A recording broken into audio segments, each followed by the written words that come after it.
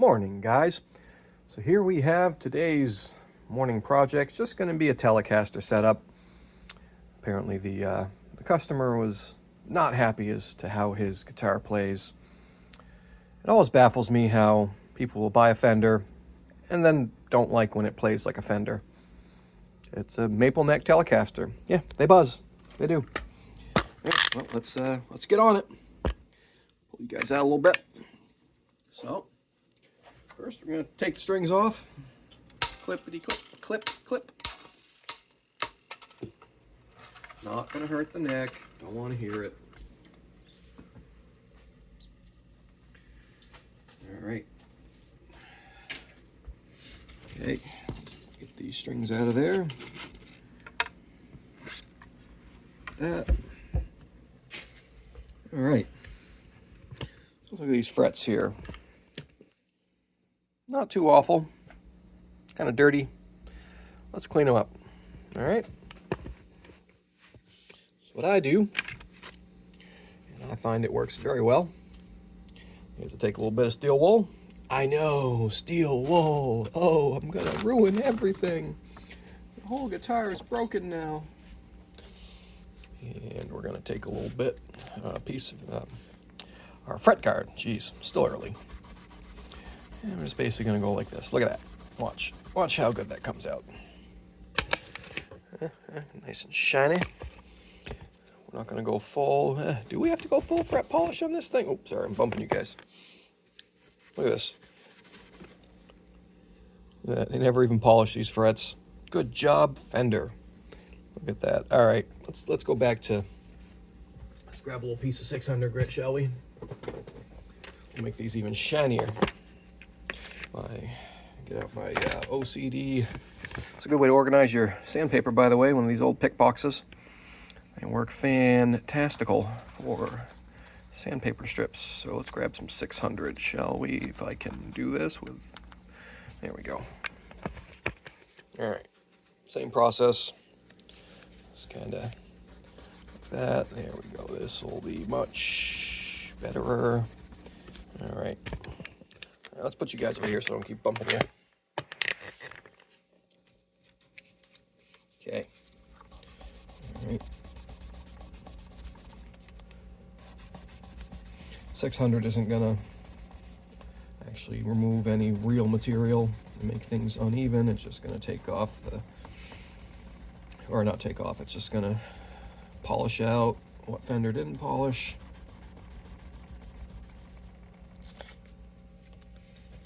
Because, you know, why spend an extra 5 minutes on the guitar that you're selling for over $1,000? All right.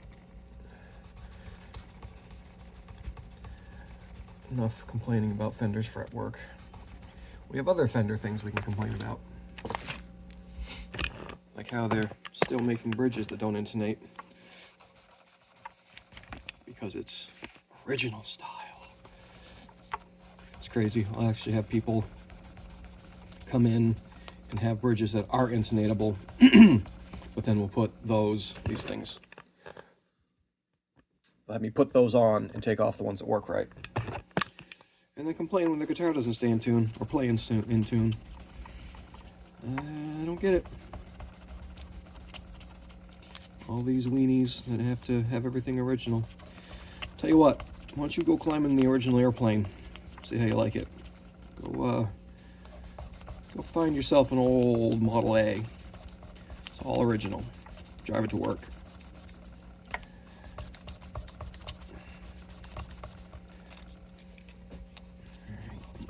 Yeah, almost there. I know you guys are just love watching me sand things. The bonus is you get to hear me talk.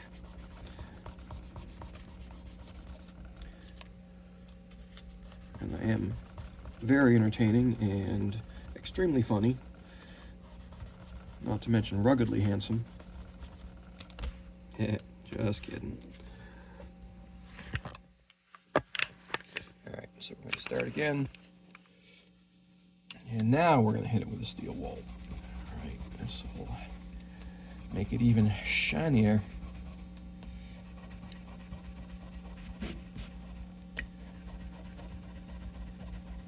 These little fret guards work great. I don't ever mask off fingerboards unless it's a very, very unique situation. These things are cheap, effective, and fast.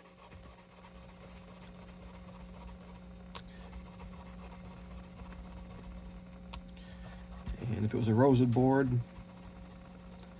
I wouldn't, well, maybe, depends. Most of the time I don't even use these on rosewood, and well, sanding I do. I wouldn't sand on a rosewood board, but steel wool, oh yeah, it likes it. Cleans off all the finger grossness. We don't want to scratch up this maple board, even though I can see where it looks like somebody might have already done this with steel wool and not used a fret guard. And, you know, it's your choice. I mean, it does make it feel a little more satiny if you do that, but you'll eventually wear through the light coat of, on this, probably poly. I don't know, maybe not polyurethane on these. It's not lacquer. Could be, what they use? Polyester? They did that back in the, what, 70s?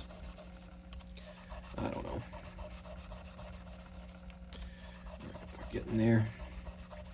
We're getting there, making this telly as good as it can be. Which, you know, I'm not going to say it can only get so good, but it can only get so good. Wait, I did say it. All right. Oh, I know. Steel wool around the pickup. Watch this. And gone. It's not going to hurt your pickups. If one little piece of steel wool could damage your pickup, then your pickup's already broken. Like I've said all the time. The wire inside the pickup, while it may look like it's bare wire, it is not. It's enamel coated. And if that enamel is broken, your pickup's not going to work. Steel wool isn't going to affect it.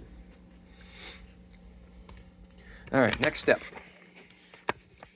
We are going to tighten up these tunas because they're probably loose. Oh, no, that was not bad. Usually these things come in all loosened up, but let's check them anyway. We're good. Okay. Fret ends feel okay. They could always be a little better. You didn't ask for them to be done, but as I understand it, this went out and I fixed the push-pull pot because the other tech had sent it back and I thought he did the setup.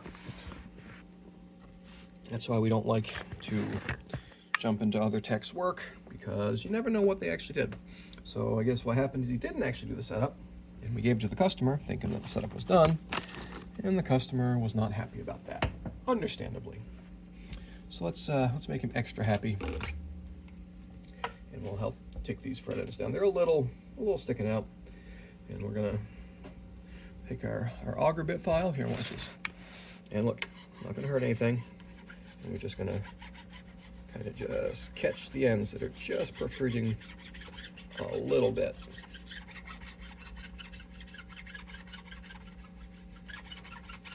I'm not really pressing down, I'm just letting it just catch the edges of the metal that are sticking out. They're not that bad.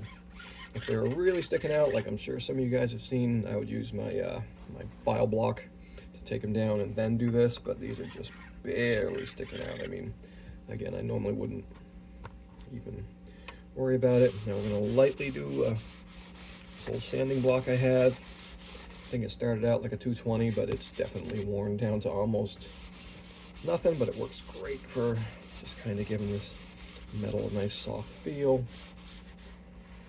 Be careful up here, I don't want to scratch pick guard. And now we got our even, this thing's, I mean, it's basically the equivalent of 1,000 grit on this one at this point. I think it started out 600. And we just kind of do this. Oh yeah, that's a lot better. And we're gonna do the same thing the other side. And if the fret ends, again, if they were really bad, I'd just take the neck off, put it in my vise, and we would do it up there. I don't have to worry about holding it while I'm doing this, but they're really not bad. Not that bad at all.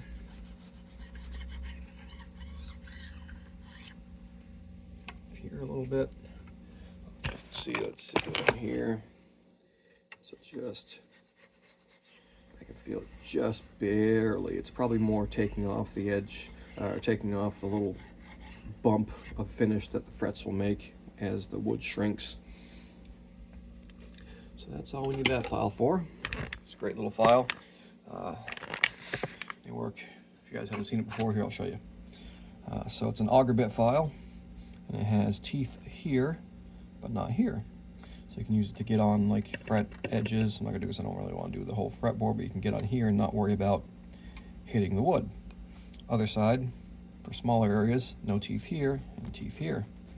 So it's a very handy little tool. I've seen them online for like 10 to 15 bucks. I've had this one for, I don't know, 10 years now. It was a gift from the guy who showed me a lot of this stuff before he died. So it's become one of my all-time favorite tools. All right, now what do we, oh yeah, we didn't do this on this side yet, did we? Just gently on this one, we don't want to go too deep. It's not going to go through the finish. It's just giving it a nice, soft feel. You can go heavier on this if you want to have that rounded fingerboard feel, which some guys like, some guys don't. But you got to be careful you don't want to round it too much. Strings start slipping off the edge. Nobody likes that.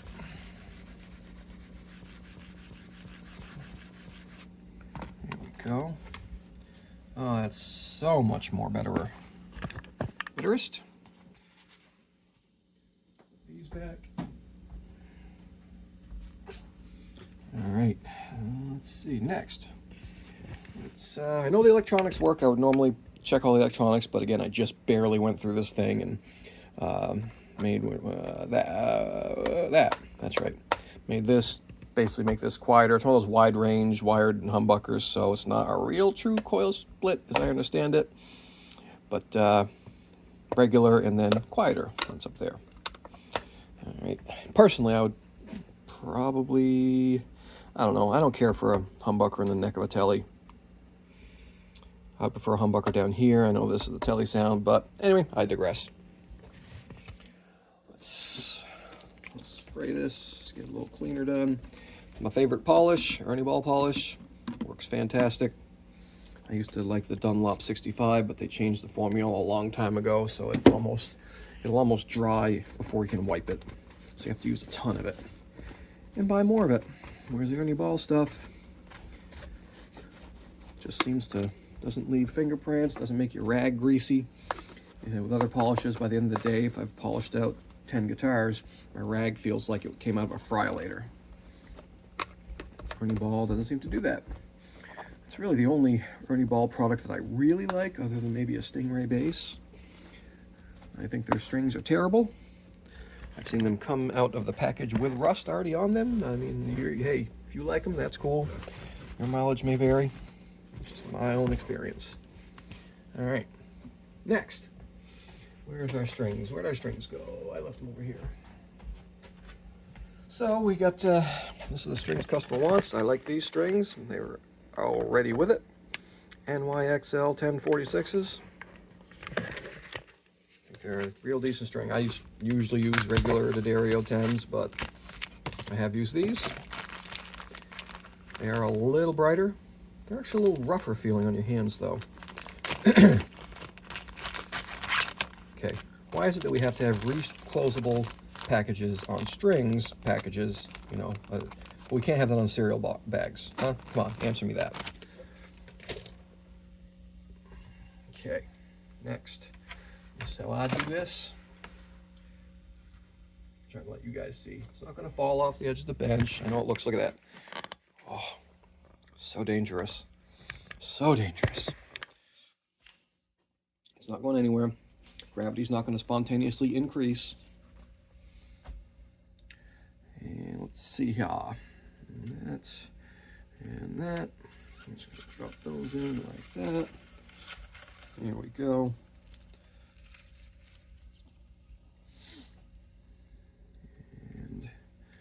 these two. In we go.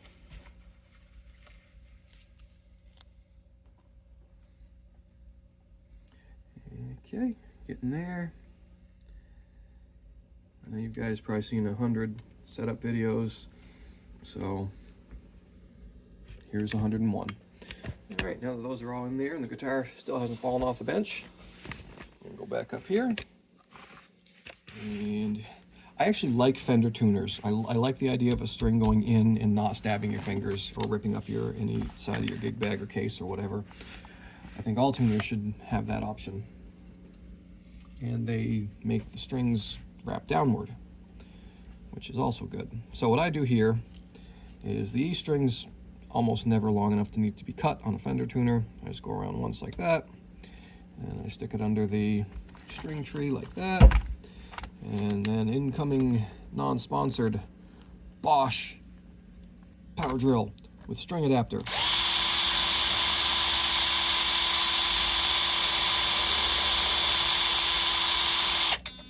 There we go. Normally, if it's just a regular tuner, I go once around and then tune it up. Fender, I like to have the strings wrapped downward because I don't know, I'm a little OCD like that. And especially if there's not two string trees, you want your G and your D to have some down pressure. Otherwise, you get little zingy banjo-y style sounding notes there, and nobody wants that, unless you're a banjo player. And then in that case, your opinion doesn't matter. I'm kidding. Am I? All right, so this one we're gonna get, where's my string cutters? The B, I'm gonna cut off like, I don't know, that much. It's usually plenty. Same idea, in the hole around once, and then it'll hold. Look at that, see? Here's just more proof that you don't need a million wraps on regular tuners. I mean, just around once and it's holding, it's not slipping. We're only wrapping it down so it has good down pressure. But the string will not come out.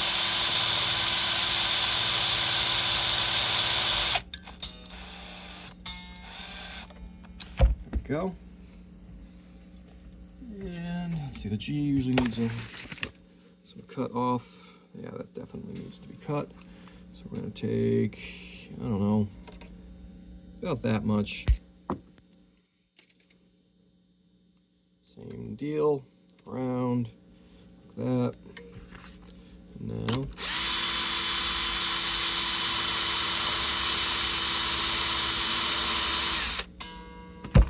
perfect. Yeah, see, that gives nice, good down pressure. What we want. All right. Now for the D. We want the D. And D, I usually take one step past the E. Basically, I pretend there's another tuner there and go one past. And also in and around.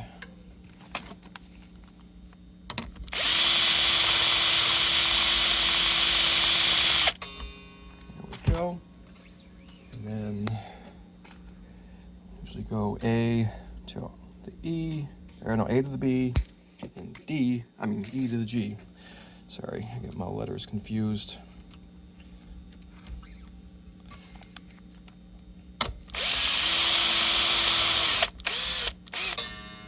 Go, now E to the G, just a little bit past, clip.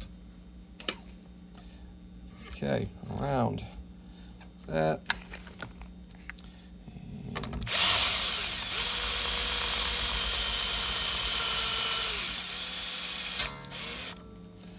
And there we have it. You guys want to take a closer look? And that's what I do. That's how I like to do it. Now let's give it a good stretching. So we'll plug it in here. I always like a right angle plug, but most tellies don't work that way. So I made this thing. Put that in there. And now we have an instant telly adapter. There we go. By the way, I like the right angle because I can set the guitar on the bench, on the jack area, and not worry about damaging the jack. All right. Come on, Fender. Figure it out. So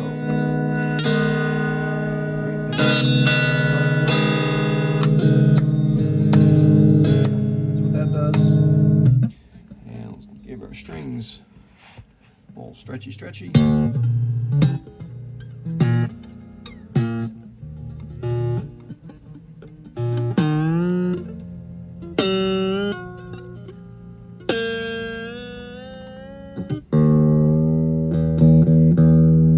See how close I get by ear.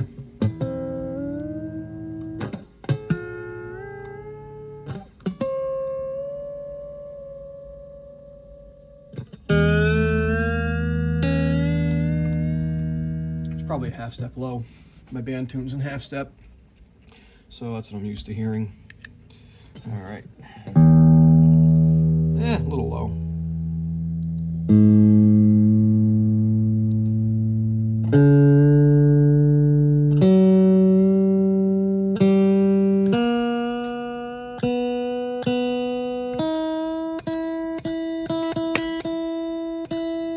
All right, I'm not gonna worry about getting that perfect right now because there's still more to do. It was a little buzzy before and it looked to be just a hair backbowed. So let's see if that, I'm not sure what strings were on it before. Let's see if it, no, it's still a little backbowed. So let's go in here with our Fender truss rod wrench, which is 1/8 inch. I put a little piece of heat shrink there. Just lets me identify it quickly. And it, you know, keeps the strings getting damaged. And we're going to loosen it a little bit, so that way, about that much. Let's see what that does. Let's see how much that. All right, that's better. It's better. I don't know if you guys can see with the phone camera. Action's pretty low for a Telecaster. I bet it doesn't even bend across the board. I might give it just a touch more. Fenders like to have a little bit of room, so we're going to go a little bit more. That's it. And if it's a good truss rod, the truss rod seems to be functioning very nicely on this. Sometimes they don't. If it's a good truss rod and the neck's not trying to force its way one way or the other, that's all the adjustment that you should need.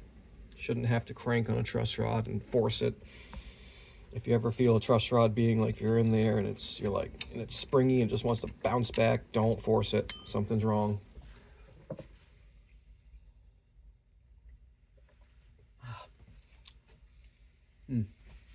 It was a Keurig cappuccino. Not sure if I'm a fan of that or not. All right, let's check our nut slot. Actually, I'm gonna do that after. We want to check our string height. I usually eyeball it, but I know you guys like to see measurements. Let's see where we're at. I think it's a little low. All right, on the bass side, we have at the 12th fret. Yeah, that's like a 1.5 millimeter. That's too low for Fender. Treble side. Ooh, way too low for Fender. It's like a millimeter maybe.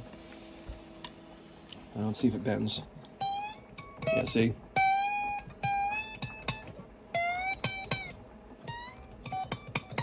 So why it's doing that is because Fenders use a steeper radius, 7 1/4 or 9 1/2, sometimes 10 on most of their stuff. I know there's Fenders out there that do 12, 16, whatever. Let's see what this one actually is though. So it's not 7 1/4, let's try 9 1/2.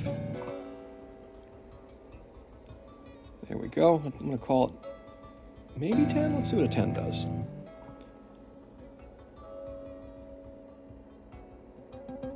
I'm gonna call it 9 1/2. And let's see what the strings actually are. Probably not 9 1/2. Oh, they are. All right, they're just too low. Let's bring them up just a little bit. And what I usually do for Fenders is I will basically do that. And let's bring our saddle up just a little bit. I guess we don't need to hold it there. You hear that? Just that little bit.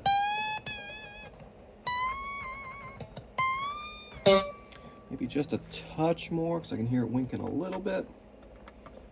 Too high if we can avoid it. There we go. Let's see what that gave us. That, oh, you guys can't see it. Let me switch guys drop a little bit. There we are. And let's see, we're going to call that still pretty low for a Fender, about 1.5.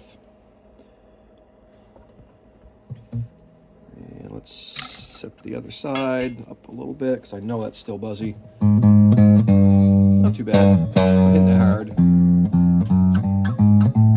Not bad, actually.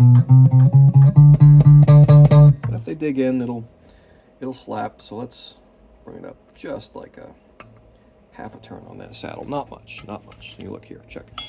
We're not that. We're at like what is that? 1.75 maybe?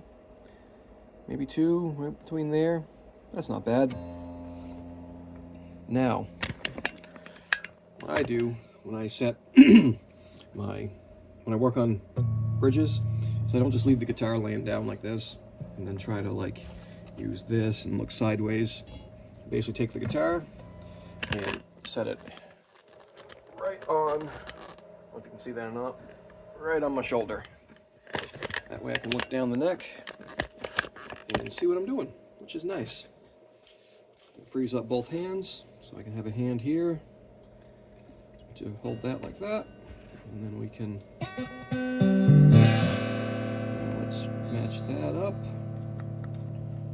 do that up a little bit. Up a little bit more.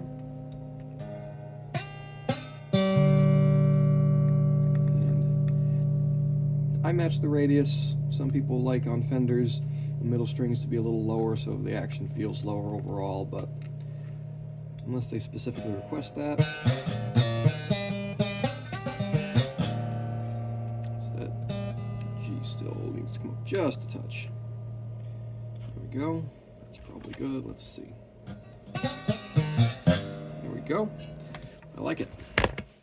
Now let's check the intonation. And how we do that, you guys are actually, my tuner is on this phone, so my old one broke and I still haven't replaced it. So let's just do it with, see if we can steal the other techs. He's got a nice, one of those, where is it? Aha! These work great. And we're gonna put it back when we're done. Thanks, Ben. These you can do intonation with, let's see, where's on? On. Oh, okay. There it is. All right, so what I do, so I'll show you what I do and then you can watch the tuner, okay?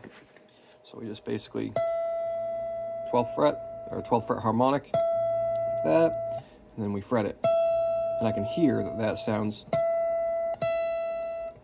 flat. Let's go back up here. You guys can see the tuner. You like the tuner action. See that? There we go. There we go. Let's get that. Okay. That's the harmonic. Yep. A little flat. So that means that B is probably extra flat.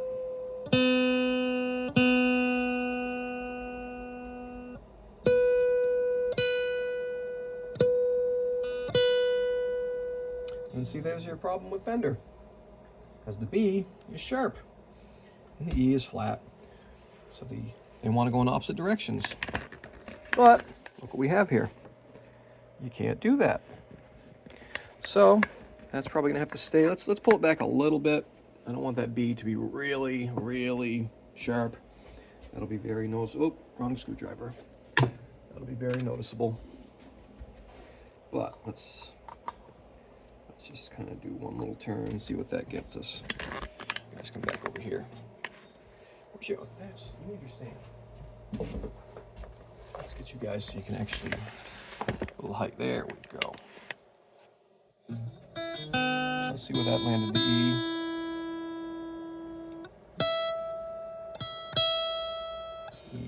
Now E.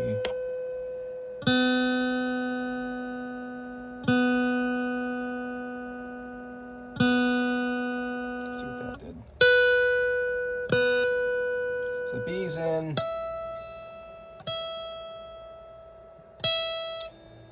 Well, I guess that's, I think I'd rather have that than, I think that B is more noticeable when it's flat versus when the E is sharp.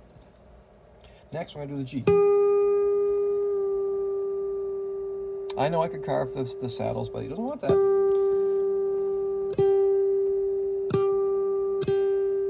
G is sharp. And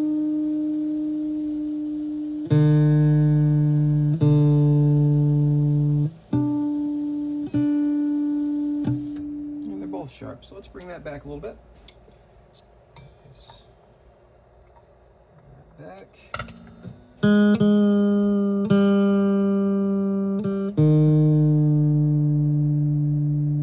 Oh, so for anybody that doesn't know, so basically the idea in a perfect world is this distance from here to here would be exactly the same as from here to here. But since the guitar is not a perfect instrument, it doesn't work that way, because you are pressing and stretching the string slightly when you push it down, sorry, words. And the idea of intonation is if you fret the note and it's sharper than your harmonic note, that means the string is basically too short, so you need to lengthen it. And if your note is flat at the fretted note, then your string is too long and you need to shorten it. That's all there is to it. All right. That's all right. Let's see where the D lands. I think we can live with that. So I was able to make the intonation a little better on those strings. That's good. Flat.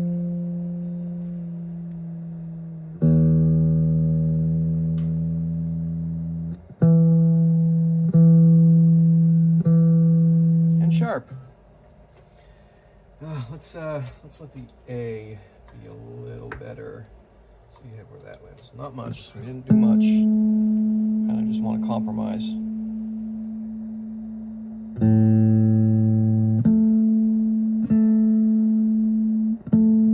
Still a little flat, but let's see what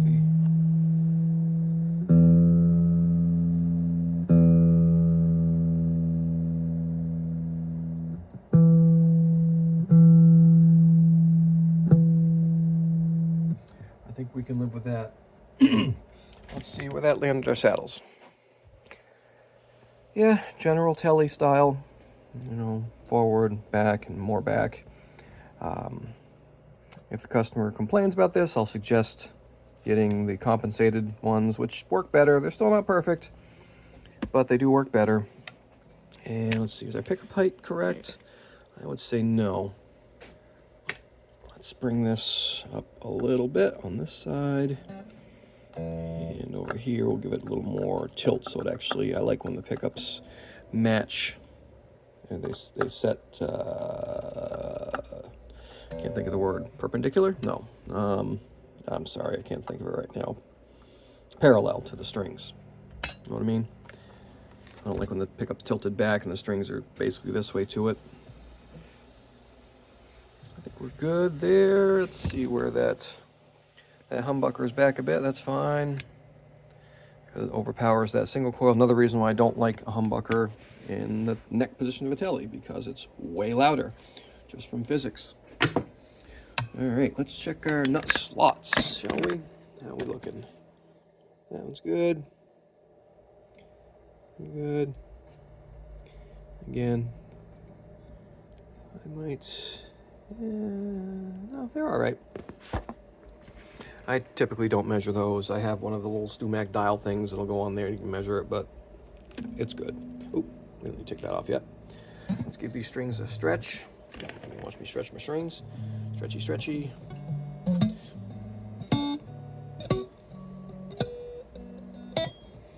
Right. Let's tune her up one more time. Always stretch your strings. Don't go nuts. Don't need to rip them off the guitar, but you really should stretch your strings.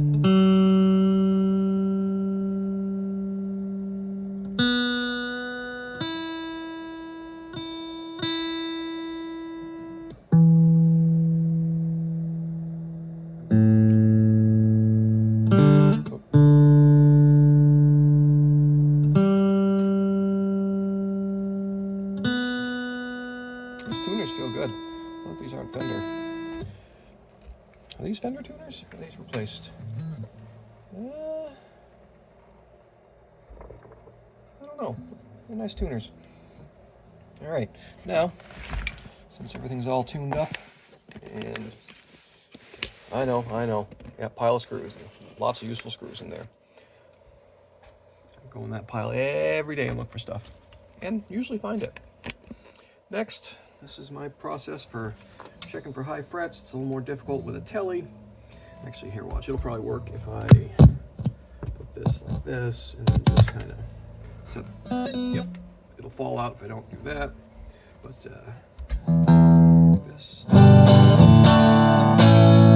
right, and I'm trying to do this so you guys can see. Can you see? All right, good.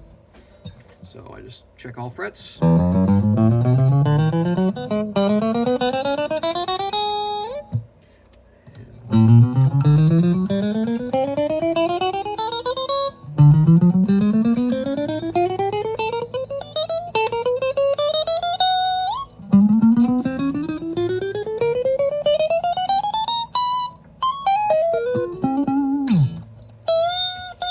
Still a little.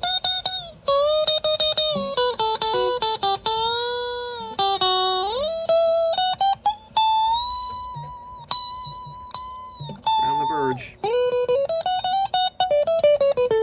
I know I'm terrible. Not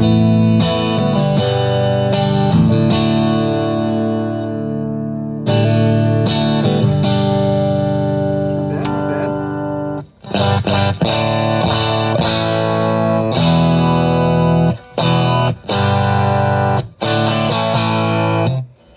What song that is? They didn't use a telly on it, that's for sure. All right, I think we're gonna call this one good. Unplug that. And yeah, I think we're gonna call it good, guys. Hope you enjoy your another silly telly setup video. Thanks for watching. Do the YouTube things if you don't mind. Appreciates it. Catch you guys later.